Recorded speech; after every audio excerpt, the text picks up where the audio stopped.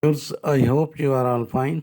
This ultrasound video shows a case of anencephaly with polyhydramnios and pregnancy of about 26 weeks. You can see the fetus, legs of the fetus. Now you can see the abdomen.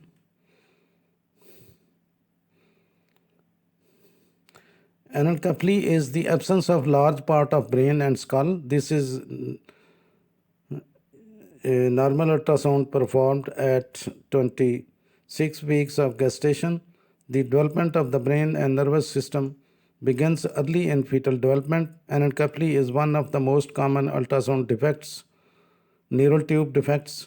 Neural tube defects are birth defects that affect the tissue that becomes the spinal cord and brain. Now you can see the face of the fetus. You can see this is the eye. Nose or lips and chin are visible.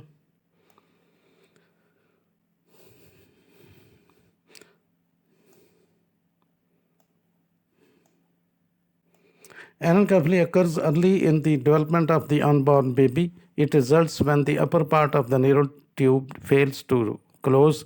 The exact cause is not known. Possible causes of anencephaly includes, now you can see all the parts of the face of the fetus, but the skull vault is not visible. You can see both the prominent eyes of the fetus, but the skull is missing. Those the possible causes of anencephaly include environmental toxins, low intake of folic acid by the mother during pregnancy. In nearly all fetuses with anencephaly, the movements are qualitative abnormal. They are forceful, jerky in character, and are of large amplitudes.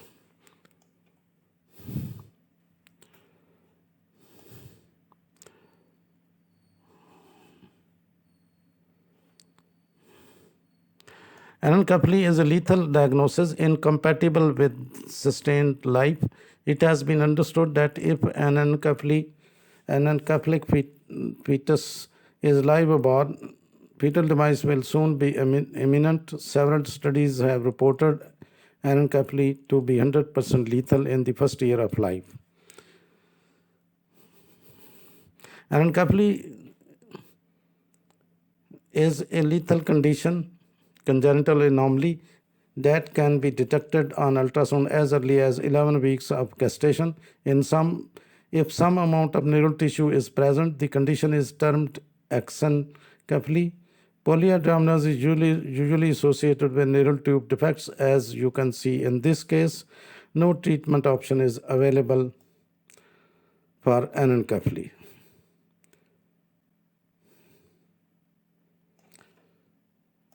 So you can see the fetal heart rate, fetal cardiac activity is seen. Anencephaly can be theoretically diagnosed as early as 8 weeks. However, it can be missed in the first trimester. There is 100% accuracy in the second trimester for this diagnosis by ultrasound. One study shows sonography alone was 97% sensitive and 100% specific in diagnosing an open neural tube defect.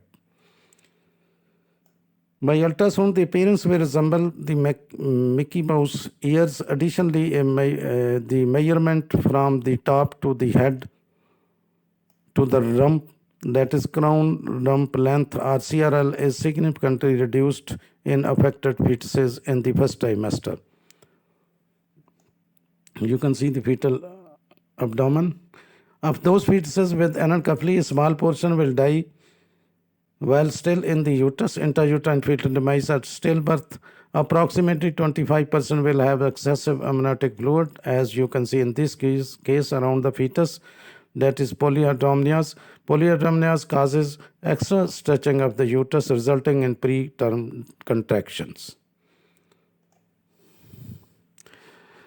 And infant born with anencephaly has some or most of the brain missing.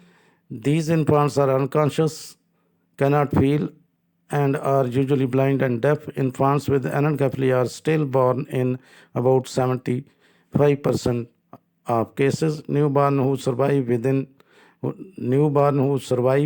die within several hours, days, or weeks.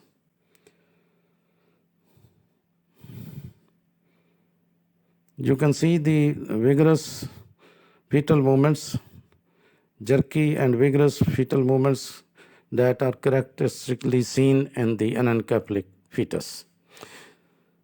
Anencephaly is when neural tube fails to close at the base of the skull. Neural tube defects may be caused by genes passed on from both parents and by environmental factors. Some of these factors include obesity, uncontrolled diabetes in the mother, and some possible medicines.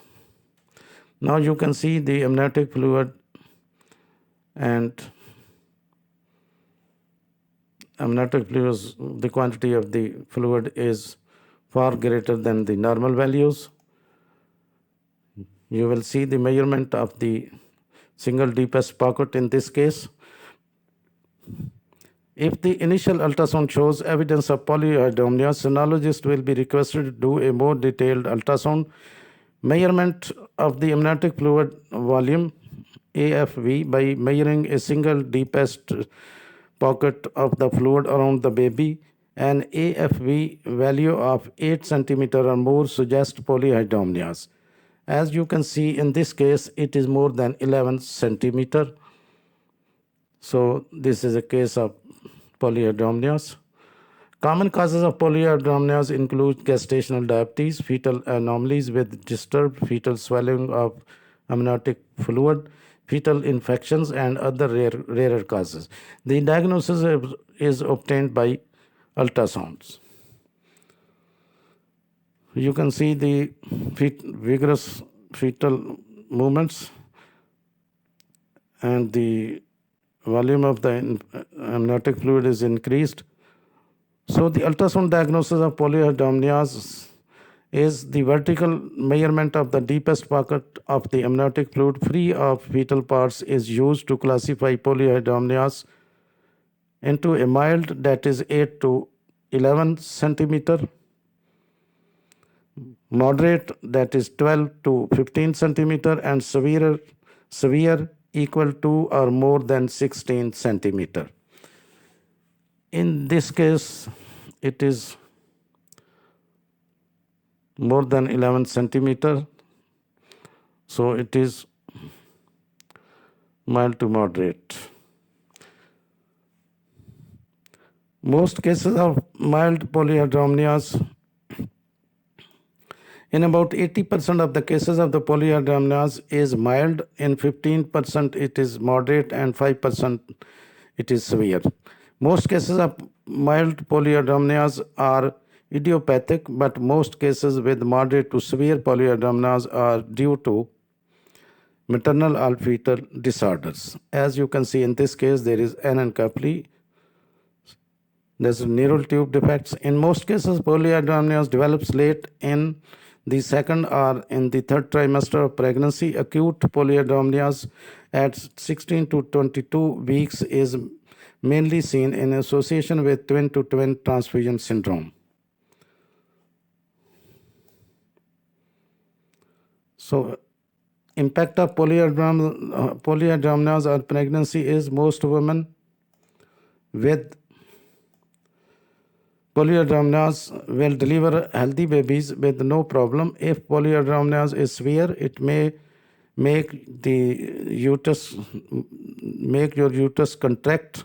You may also find difficult to get comfortable in a chair or lying down. So there is a description of this video includes both some important information about anencephaly and polyhydramnios. Thanks for watching. Please subscribe my channel. If you do like this video, please click the like button. Please click this video. Thanks for watching.